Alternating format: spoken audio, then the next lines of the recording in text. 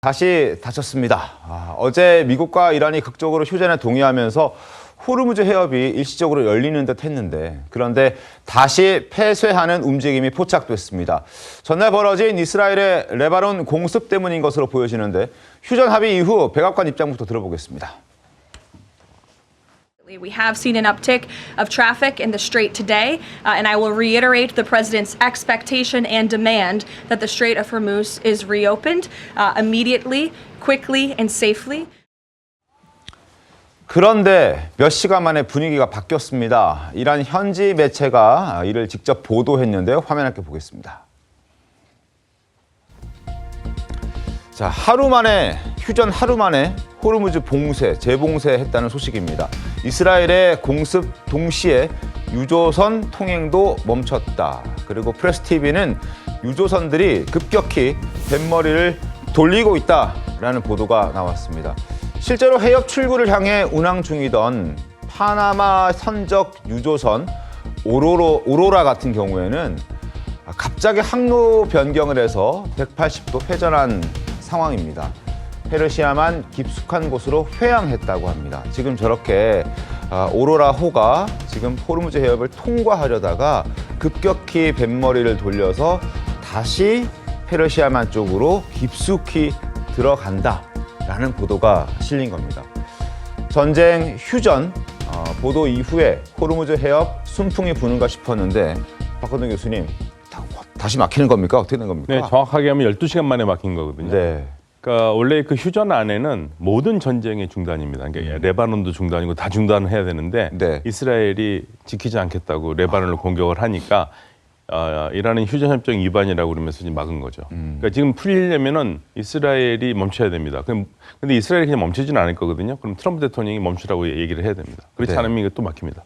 야, 또 막힌다. 또 막히면은 또 기름값 오르고 또 아마 전 세계가 난리가 날 것 걱정되는데요. 미국은 이란을 향해서 이거 합의를 깬 것이다라고 비판의 목소리를 냈습니다. 조금 전 들어온 벤스 부통령 목소리 들어보겠습니다.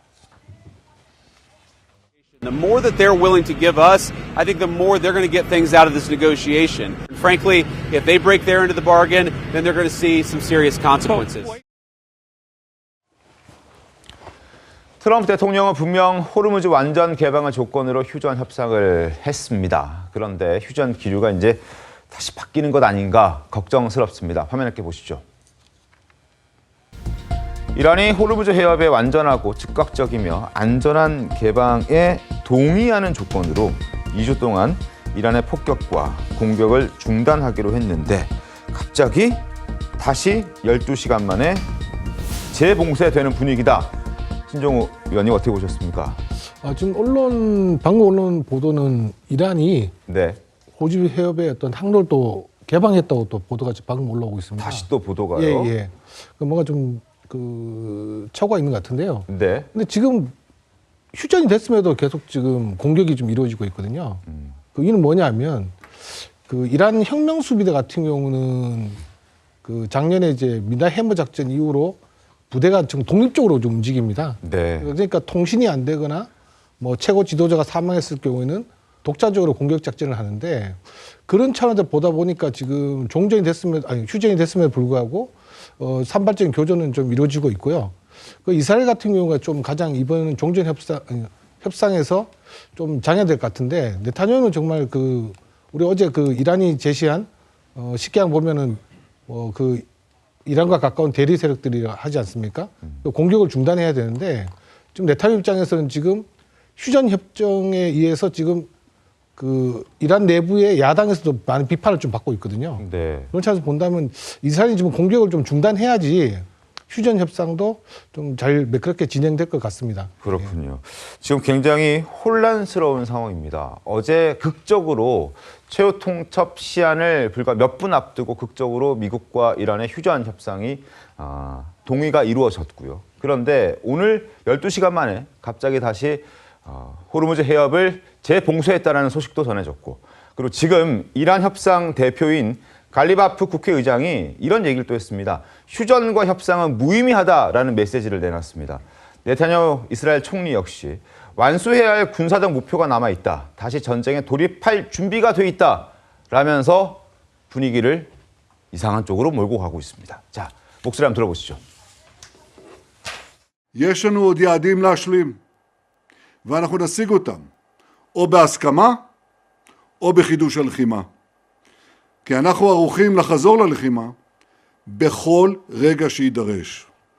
האצבע על ההדק. 자, 오는 10일에 협상하겠다. 파키스탄 수도에서 협상하겠다라고 얘기를 하면서 어제 극적으로 휴전 협의에 도달했는데 이란 대표격인 갈리바프 국회의장은 휴전과 협상은 무의미하다라고 얘기를 하고 있고 이스라엘 네타냐후 총리는 다시 전쟁에 돌입할 준비가 다 돼 있다라면서 다양한 목소리가 나오고 있습니다. 어떻게 봐야 됩니까? 그러니까 이제 그 네타냐후 총리는 항상 그런 얘기를 했죠. 미국과 이란이 아무리 좋은 합의를 할지라도 그 합의 내용이 이스라엘의 안보를 보장할 수 없다면 네. 우리는 언제든지 공격할 준비가 돼 있다는 원론적인 이야기인데요.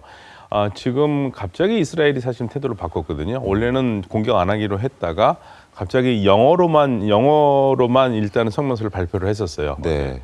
예, 그러면서 갑자기 분위기가 바뀌었는데 이 상황에서 가장 좋은 방법은 일단은 이스라엘이 언제든지 공격할 준비가 돼 있더라도 지금은 일단 공격을 하지 말고 2주 동안은 참아야 됩니다. 그래야지 그 다음 상황에서 어떻게 될지도 모르는데 언제든지 공격할 수 있는 상황은 분명히 또 저는 올 거라고 봐요. 이게 네. 2주 안에 협정이 잘 안 될 가능성이 굉장히 크거든요. 그런데 일단 2주 동안에는 기회를 줘야 되니까 기회를 줘서 호르무즈 해변에 있는 배들도 빠져나오고 좀 그런 상황이 됐으면 좋겠습니다.